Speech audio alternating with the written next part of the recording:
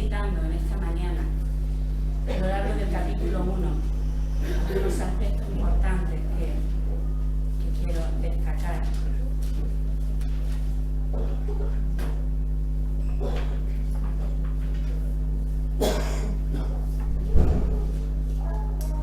Señor amado, tu palabra es bendita, tu palabra nos llena, tu palabra, Señor, ama nuestros corazones, Señor. Tu palabra es la que viene a cambiar, Señor, a restaurar, a traer arrepentimiento a nuestras vidas. Tu palabra, Señor, es el que hace la obra, Señor. No venimos aquí a dar un mero discurso. No se trata de eso, se trata de ti. Se trata de lo que tú tienes que decirnos, Señor. Y tu palabra es viva y eficaz, y te pedimos en esta mañana que haga aquello para la cual tú la envías, Señor. En el nombre de Jesús. Amén. Amén. Bien, este mes es el mes de diciembre. Y además de los cumpleaños, que tenemos una lista larga este mes de diciembre de cumpleaños. Yo cuando la estaba viendo digo, madre mía, ¿cuántos hermanos cumplen años hoy cumple Janetis? Además de eso, es un mes importante, porque tenemos una celebración importante que a la vista, ¿no? Una celebración importante para celebrar. Y me encanta, o sea, bueno, Esteban y a mí nos encanta la Navidad. Lo que no nos gusta quizá tanto es muchas veces el afán, la ansiedad, el estrés que puede conllevar muchas veces esta fiesta. Porque, bueno, ya sabéis, la casa tiene que estar preciosa, adornada, bien bonita, la comida, pues la mejor que tengamos, lo que tengamos, a quién voy a invitar, a quién no voy a invitar, con quién vamos a estar, con quién no vamos a estar, y ahora celebración aquí, celebración allá, y ahora me han invitado aquí, ahora me han invitado allá y no puedo, y si puedo y no me quiero juntar, en fin. Hay un montón de cosas que rodea esto que realmente no es lo importante. Y finalmente no nos llena. Y hay muchos de nosotros que decimos, estoy harto de la Navidad. A mí la Navidad me estresa. Claro, si nos enfocamos solamente en estas cosas, es de loco. O sea, no son cosas realmente que nos puedan llenar. Todas estas cosas nos van a llenar si nosotros tenemos lo principal y la enseñanza principal en nuestra vida, en nuestros corazones en estos días. Y meditando en todas estas cosas, fui al Evangelio de Juan. Y en el Evangelio de Juan hay un versículo precioso, aunque vamos a meditar en todo el capítulo 1, pero quiero comenzar con este versículo. Capítulo 1, versículo 14. Dice, y aquel verbo fue hecho, ¿qué? Carne, y habitó entre nosotros, y vimos su gloria, gloria como del unigénito del Padre, lleno de gracia y de verdad. Lo que a mí me maravilla de verdad, meditando en esta fecha, meditando en su palabra, es la venida de nuestro Señor Jesucristo.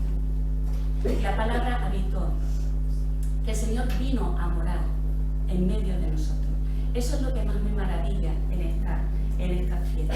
El plan del Señor, el plan de Dios con cada uno, con la humanidad, con cada uno de nosotros. Fijaros que Jesús vino, el Evangelio de Juan comienza su carta mencionando el principio de todas las cosas.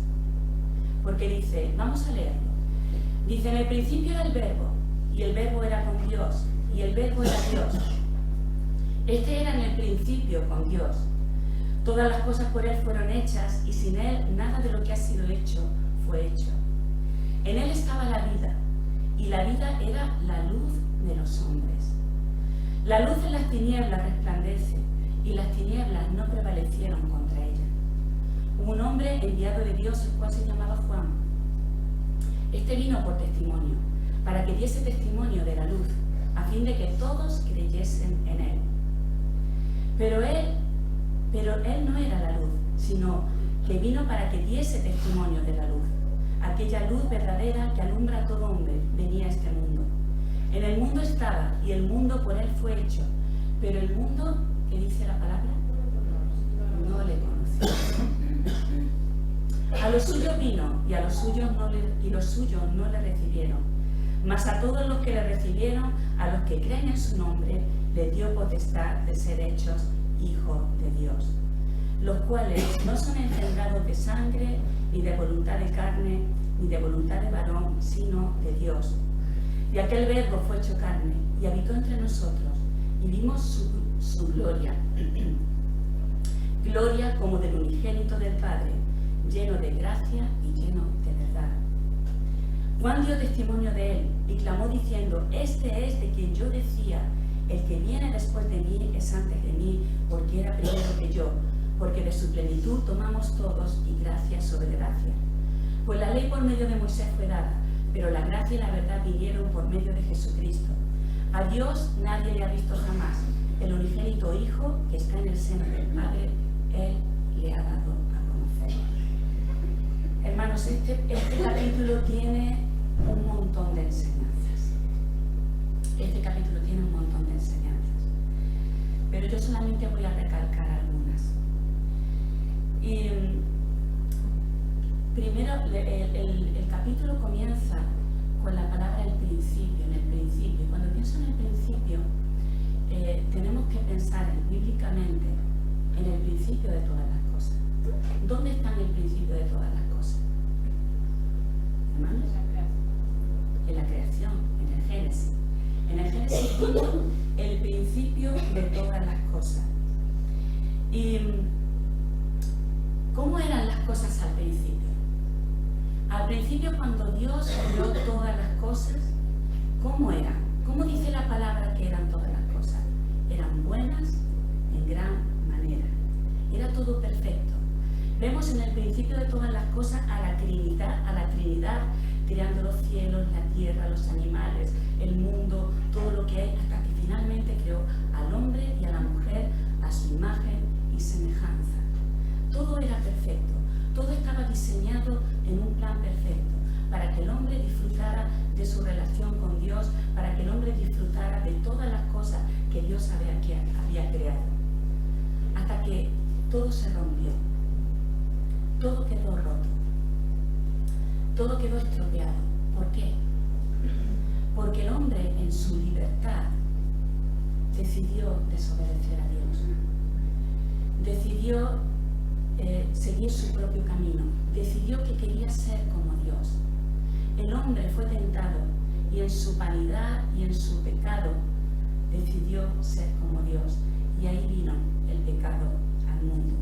Y todo, hermano, todo quedó roto, todo quedó roto. Solamente voy a mencionar unas cuantas de las consecuencias de la desobediencia del hombre, de cómo se estropeó todo, y todo eso lo arrastramos hasta el día de hoy. Por ejemplo, vamos a ir ahora al capítulo, a Génesis, porque me gustaría que lo viéramos en la Biblia. Sabéis que nos gusta que utilicemos la Biblia, que veamos los capítulos en la Biblia, porque no es lo mismo que yo lo pueda decir desde aquí, que tú lo veas en la palabra del Señor. El pecado trajo consecuencias a nuestra vida. En primer lugar, quiero destacar que el pecado trajo vergüenza. Génesis capítulo 3, versículo 7, dice: entonces fueron abiertos los ojos de ambos, hablando del hombre y de la mujer, cuando pecaron, y conocieron que estaban desnudos. Entonces cosieron hojas de higuera y se hicieron delantales, dice la palabra del Señor. En ese momento perdieron toda la inocencia, toda la pureza. Cuando desobedecieron a Dios, entró la maldad en su corazón, y lo primero que trajo fue la necesidad de ¿qué? De cubrirse, de cubrir su vergüenza. Porque se vieron y se dieron cuenta de que estaban desnudos. El segundo aspecto que quiero destacar es que el pecado nos alejó de Dios. Adán y Eva se escondieron y tuvieron miedo de Dios. Capítulo 3, versículo 8 al 10, dice: y oyeron la voz de Jehová Dios, que se paseaba en el huerto, al aire del día. El hombre y su mujer se escondieron de la presencia de Jehová Dios entre los árboles del huerto. Fijaros qué relación tan hermosa. Dice, ahí al principio, oyeron la voz de Jehová Dios que se paseaba en el huerto del día. Yo estoy segura de que esto no era la primera vez que Dios lo hacía. Dios tenía una relación especial con el hombre. Dios hablaba con el hombre, como yo estoy hablando ahora mismo contigo. Era una relación hermosa, una relación especial. Pero sucedió algo tan horrible que, como tantas veces nos dice la Escritura, que él estaba en el huerto, estaba paseándose y llamó al hombre y le dijo, ¿dónde estás tú? Y él respondió, oí tu voz en el huerto. ¿Y tuve qué? Y tuve miedo, porque estaba como desnudo y me escondí. Se dio cuenta de su condición delante de Dios, y la respuesta frente al pecado es que huimos de Dios. Huimos de la presencia de Dios. Desde ahí empezó a hacerse un abismo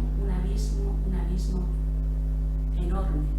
El pecado hizo un abismo enorme entre Dios y el hombre. El hombre ya no quería estar con Dios, tenía miedo de estar con Dios, tenía vergüenza de estar con Dios y se escondía. Otra de las consecuencias que trajo el pecado, la relación de Dios con el hombre perfecta en un principio quedó rota. También el pecado hizo algo más. La relación perfecta, acordaros que la Biblia nos dice en el Génesis que Dios creó al hombre y dijo que el hombre no era bueno que estuviera solo, y creó de entre todos los animales no había nadie que pudiera ser semejante como él, no había nadie con quien pudiera tener relación, y entonces Dios hizo a la mujer a imagen y semejanza, y lo hizo para que estuvieran juntos, para que tuvieran relación, para que se complementaran. Sin embargo, cuando el pecado se introdujo en el mundo, esta relación también quedó rota. Las relaciones entre los seres humanos ya no son perfectas. Las relaciones entre los seres humanos hay problemas, ¿sí o no? Hay problemas entre nosotros. Incluso siendo hijos de Dios, hay problemas muchas veces entre nosotros. Hay mal entendimiento. Pero todo eso, ¿por qué es? Porque la base de todo es que la relación que teníamos con Dios se ha roto, y por consecuencia todo queda afectado.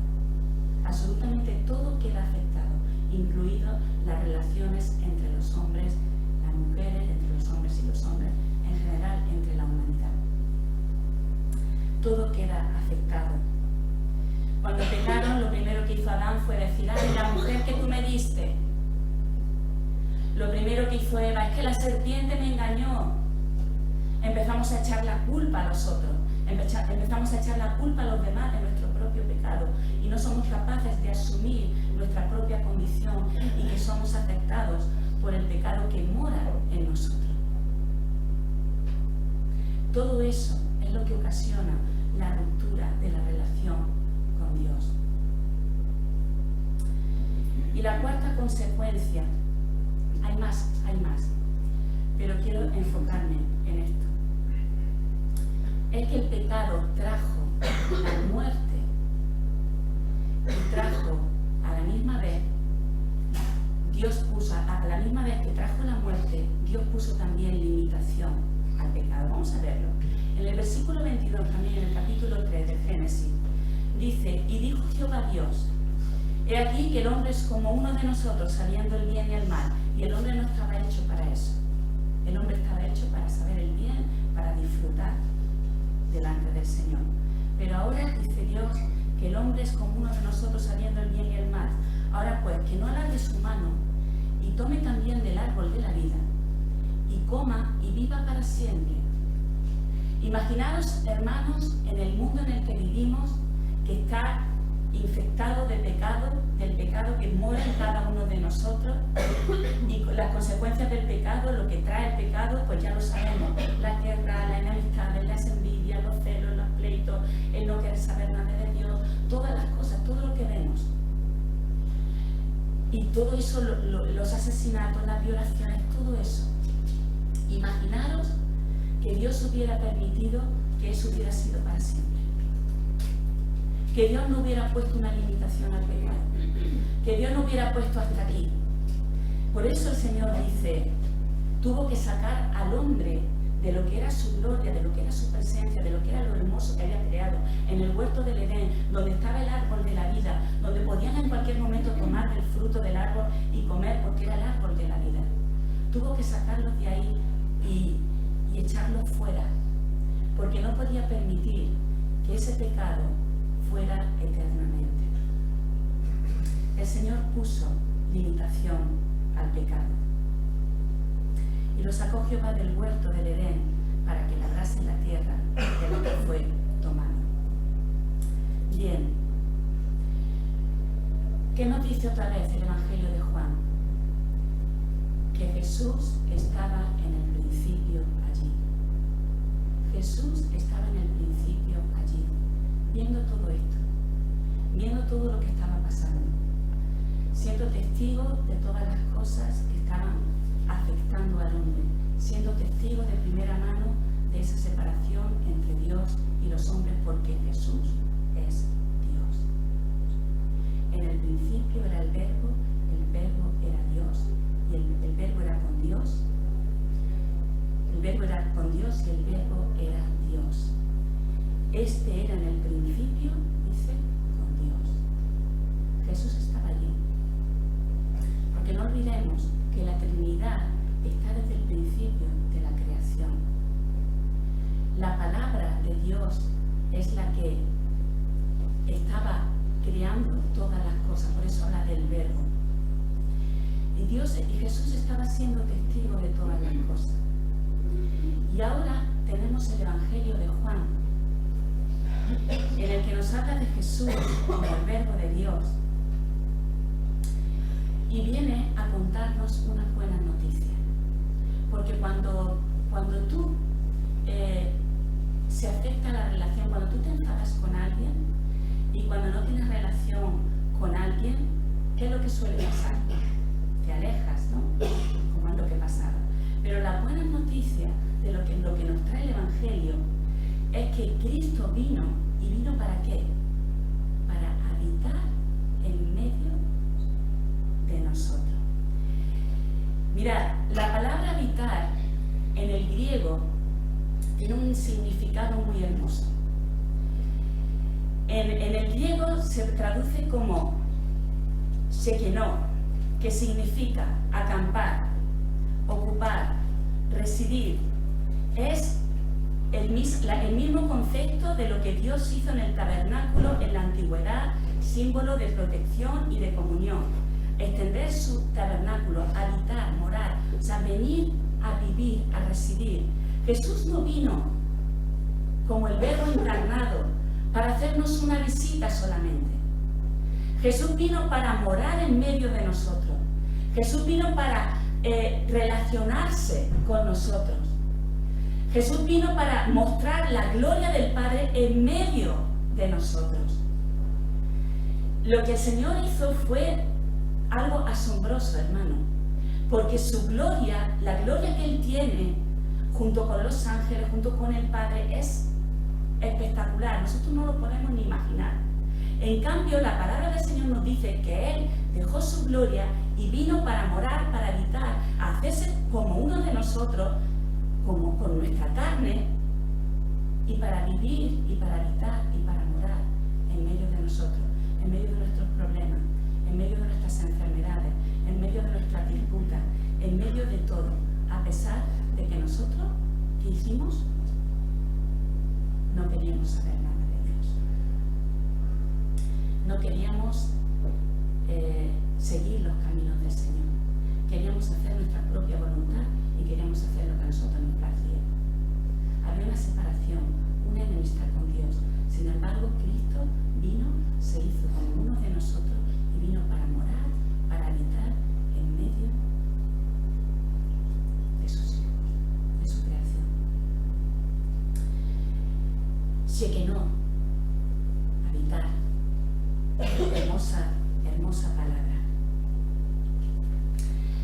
Esta palabra también nos recuerda cuando Dios sacó al pueblo de Egipto y los hizo en el peregrinaje hasta la tierra prometida. Él quería habitar en medio de su pueblo. ¿Y cómo lo hizo? Él mandó construir ¿qué? Un tabernáculo, una tienda especial. En esa tienda especial había varias separaciones, no vamos a hablar hoy de eso.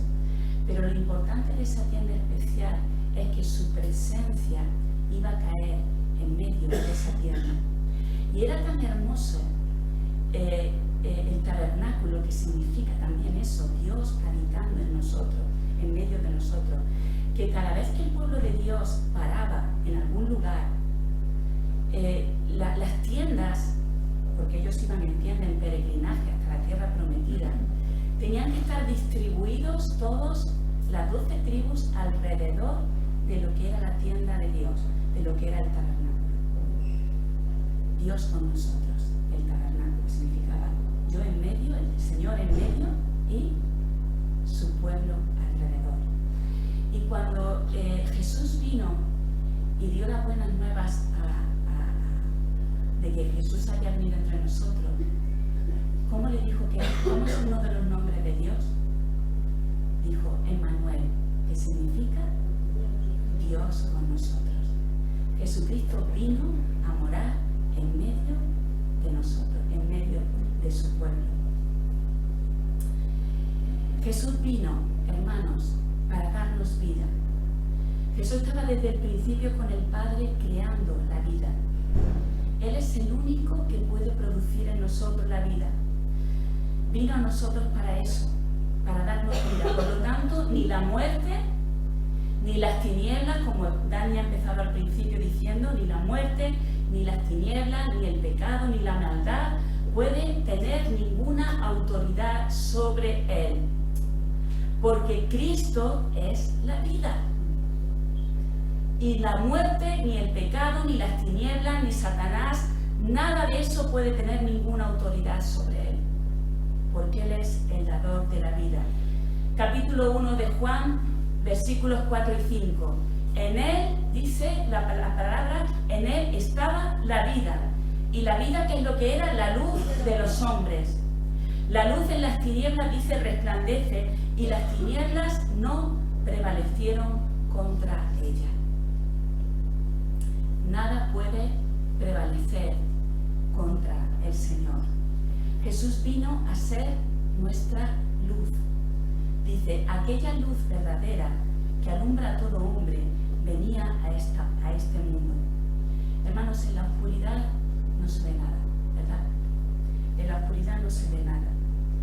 Sin embargo, Él vino para alumbrar. Y no para alumbrar de una manera física, sino la oscuridad que había en nuestro corazón. En nuestro corazón había oscuridad. No sabemos el camino que tenemos que elegir. No sabemos por dónde tenemos que caminar. Pero el Señor vino para alumbrar nuestra vida, para alumbrar nuestro corazón, para romper con esas tinieblas que hay dentro de nosotros, para que podamos por fin saber quiénes somos, dónde estamos, para qué vivimos, por qué el Señor nos creó, cuál es nuestro propósito, quién es el Señor, qué es lo que tenemos que hacer. Todas esas preguntas que el hombre se ha preguntado desde la eternidad, no, desde siempre. Todo lo que se ha preguntado siempre el hombre, el Señor vino para mostrarnos el camino, para darnos luz, para indicarnos que somos creados para Él y para su vida.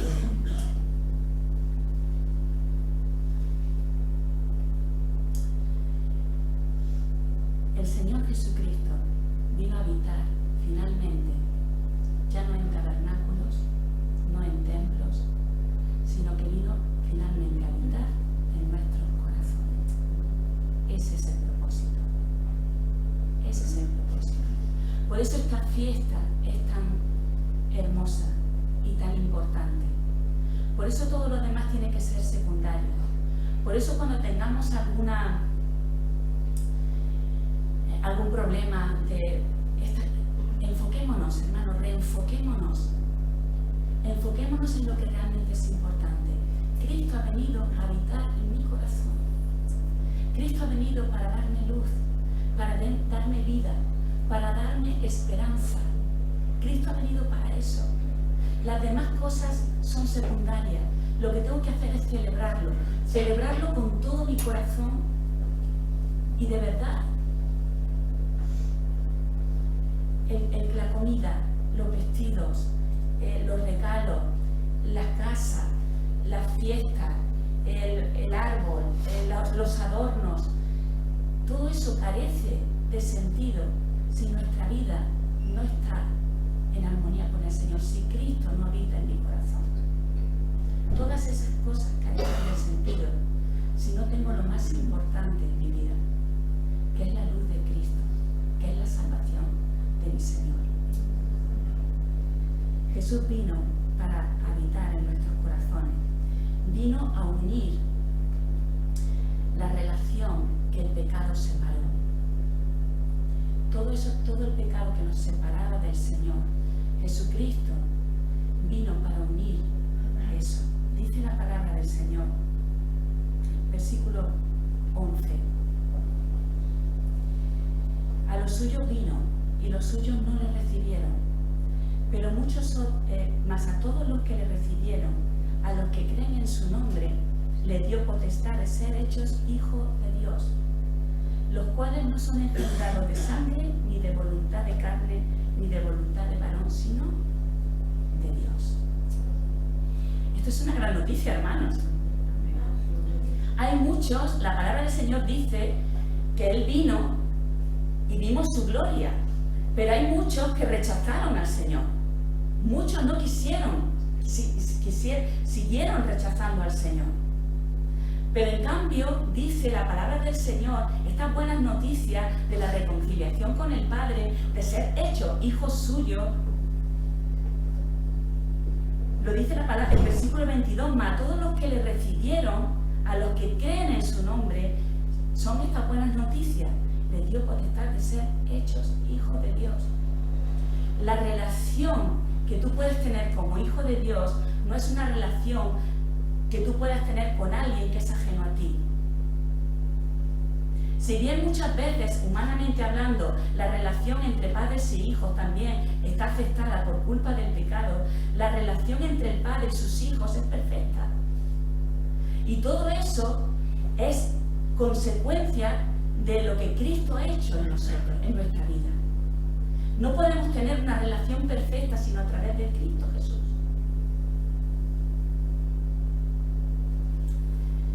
Ahora, hermanos, como iglesia tenemos que tener en cuenta algo.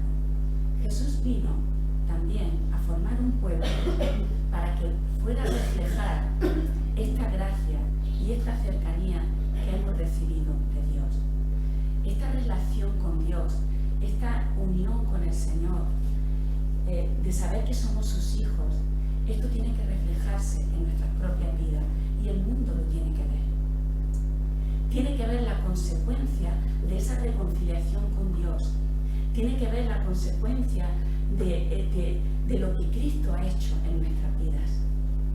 Y como iglesia tenemos que reflejar también ese amor del Señor primeramente en nuestras vidas para poder ser de testimonio a otros. Mirad, Jesús vino a este mundo y se marchó con su misión realizada, habiendo impactado la vida de sus discípulos como nadie podía hacerlo. Sus discípulos fueron impactados por Cristo, nuestro Señor, en la relación que Él tuvo con ellos. La iglesia, que es su cuerpo, tiene que seguir las pisadas de nuestro Maestro y Señor, siendo imitadores de Él en todo. Jesucristo oró por su iglesia para que fueran uno, imitando así la relación de Él con el Padre. El Evangelio de Juan, capítulo 17, del 21 al 23, en la oración que Cristo hizo por cada uno de nosotros y por sus discípulos concretamente, dice, para que todos, oró así al Padre: Señor, para que todos sean uno, como tú, oh Padre, en mí, y como yo en ti, que también ellos sean uno, como nosotros somos uno, para que el mundo pueda creer que tú me enviaste. Dice, la gloria que me diste yo les he dado, para que sean uno, así como nosotros somos uno. Yo en ellos y tú en mí, para que sean perfectos en unidad, para que el mundo conozca que tú me enviaste y que los has amado a ellos como también a mí me has amado. Su iglesia tiene que ser un reflejo de la gloria de Dios, porque Dios habita en medio nuestro, que somos su pueblo. Y nosotros tenemos que reflejar esa unidad que Dios quiere. Como el Padre y el Hijo son uno, dice, así también nosotros tenemos que ser uno, para que el mundo pueda creer que tú me enviaste. Nuestra misión es dar testimonio de quién es la luz. Mirad, en este capítulo 1 de Juan, nos habla de Juan el Bautista. Nos pone como ejemplo a Juan el Bautista. ¿Cuál era la misión de Juan el Bautista? Precisamente que la gente conozca quién es Cristo. Llevar a la gente a Cristo. Y Juan el Bautista era un hombre importante en su tiempo. La gente lo escuchaba, la gente le temía, la gente le obedecía. Muchos vinieron al arrepentimiento de sus pecados por la predicación de Juan. Pero cuando vino Cristo Jesús y lo vieron, Juan enseguida le dio la atención a Jesús, porque Juan decía, no soy yo, es Cristo, es Él. Dice en el capítulo 1, dice, hubo un hombre enviado de Dios, el cual se llamaba Juan. Este vino por testimonio, para que diese testimonio de la luz, a fin de que todos creyesen por él. No era él la luz, sino para que diese testimonio de la luz, aquella luz verdadera que alumbra a todo hombre, venía a este mundo. Juan el Bautista estaba indicando quién era la luz, a quién tenemos que ir. Y nosotros como iglesia tenemos que ser un reflejo del amor del Señor y llevar a otros al Señor. No a que nos vean a nosotros, no a que nos miren a nosotros, no a que nosotros recibamos la gloria, no a que nosotros vean que nosotros somos perfectos y que nosotros, qué guay que somos. No. Tenemos que llevarlos a Cristo, porque ellos, sobre todas las cosas, necesitan recibir la luz del Señor. Porque la gente que está ahí afuera está en tinieblas, no ve. Y necesita ver, desesperadamente necesita ver. Necesita respuesta, y la respuesta solamente está en Cristo Jesús. Él vino a morar en medio de su pueblo por muchas razones, para alumbrar, para dar vida, para dar esperanza, para dar salvación. Y nosotros, su iglesia hoy, si somos sus discípulos, si hemos sido impactados realmente por el Señor en nuestra vida, nuestro mensaje que tenemos que llevar en este tiempo, ¿con quién te vas a relacionar? ¿Con quién te vas a comer el mantecado? ¿Con quién vas a pasar las navidades? Lleva la luz, lleva el mensaje. Relaciónate sabiendo y teniendo temor del Señor, sabiendo que Dios te ha dado a ti algo que no tiene precio, que es la vida. Da esa vida. Merece la pena, hermanos, afanarnos por lo que vamos a comer, por cómo está nuestra casa, si tengo más o menos, si hay alguna enemistad, si hay algún roce entre la familia, entre los amigos. ¿Merece la pena?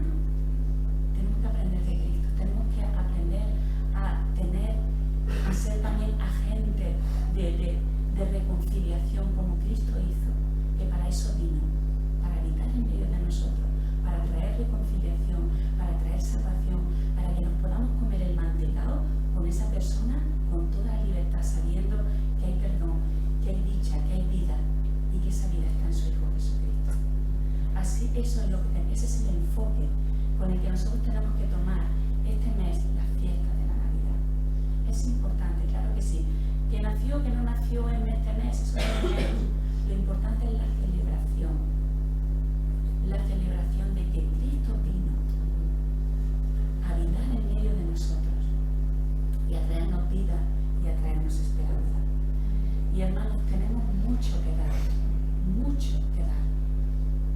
porque Él nos lo ha dado a nosotros. No nos enfoquemos en tonterías. No estemos pendientes de tonterías. Porque el diablo lo que quiere hacer es precisamente desenfocarnos y que no veamos lo que es realmente lo importante. Así que vamos a disfrutar este tiempo. Vamos a disfrutar este tiempo y vamos a gozarnos juntos como iglesia, en nuestra familia. Invita a aquel que esté solo, invitaros unos a otros. Nosotros porque viajamos y vamos a ver a la familia, pero qué bueno es que estemos juntos en armonía, disfrutando y gozándonos, aunque sea con un trozo de pizza. Eso es lo de menos.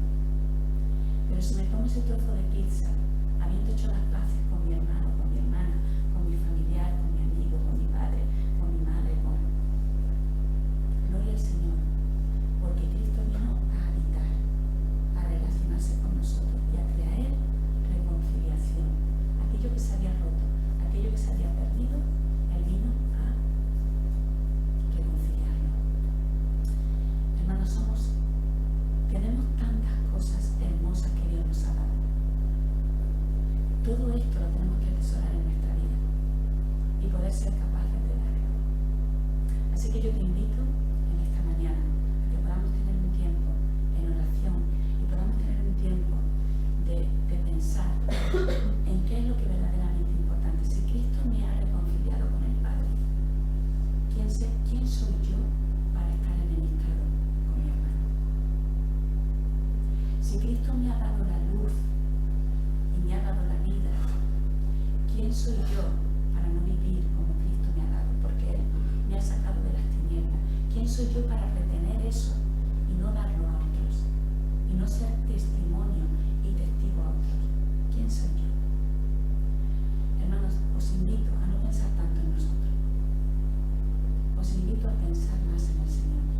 Os invito a pensar en el que tenemos a nuestro lado. Y orar por Él. A veces hay cosas que no, a veces hay cosas que no están en nuestra mano, pero hay muchas otras que sí.